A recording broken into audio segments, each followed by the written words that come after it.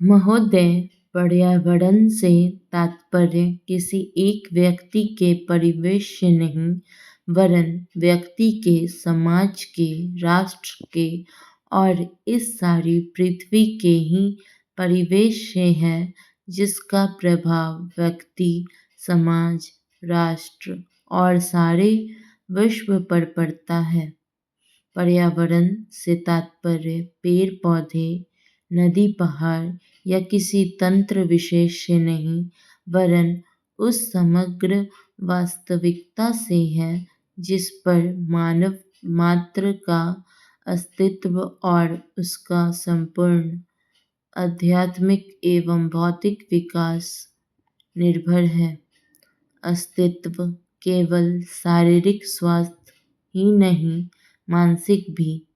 स्वस्थ शरीर में स्वस्थ मन ही अच्छे स्वास्थ्य की परिभाषा है। शारीरिक स्वास्थ्य हमारे आहार पर निर्भर है, जिसका स्रोत इस पृथ्वी का जल, थल, वायुमंडल है। मानसिक स्वास्थ्य भी प्रकारांतर से इन्हीं पर निर्भर है, क्योंकि जैसा खाएं अन्न वैसा बने मन। स्वस्थ जीवन पर सबसे अधिक प्रभाव हमारे चिंतन का, हमारी परंपराओं का और उन सब परिस्थितियों का पड़ता है जो हमारे ऊपर आरोपित है या की गई है या की जा रही है।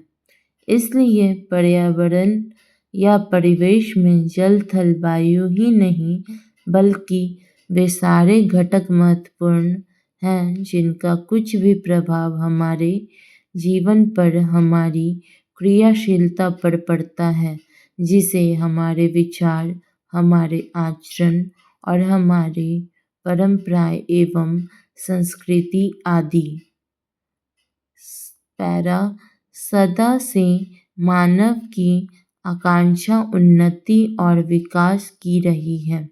जगत का अर्थ ही है गतिमान, और गति दोनों ओर संभव है, उन्नति की ओर भी और अवनति की ओर भी।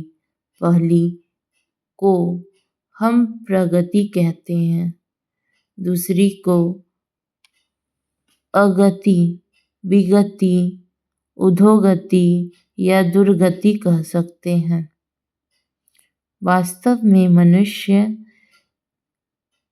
ऐसा जटिल प्राणी है जिसके अनेक विरोधाभासी और असंगत प्रतीत होने वाली प्रवृत्तियां और प्रकृतियां होती हैं। वह कानून और व्यवस्था की मांग करता है, किंतु चलचित्र, दूरदर्शन आदि में स्वतः भड़की हिंसा या खेलों में युक्तिपूर्वक की गई हिंसा अथवा अनीति से मंत्रमुग्ध भी हो जाता है। मनुष्य अपने ही जाति या वर्ग के व्यक्तियों के प्रति प्रायः बहुत अधिक प्रतिद्वंदी होता है, किंतु कोई बाहरी खतरा उपस्थिति होने पर उनके प्रति हद से ज्यादा सहयोगी बन जाता है।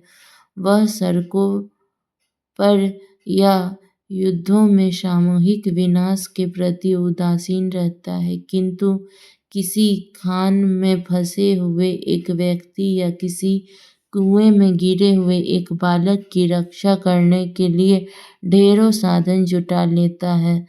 कुछ विद्वान कहते हैं कि मनुष्य बंदर की संतान हो या न हो, किंतु उसमें खालिश बंदर की द्वैध प्रकृति प्रायः ही होती है।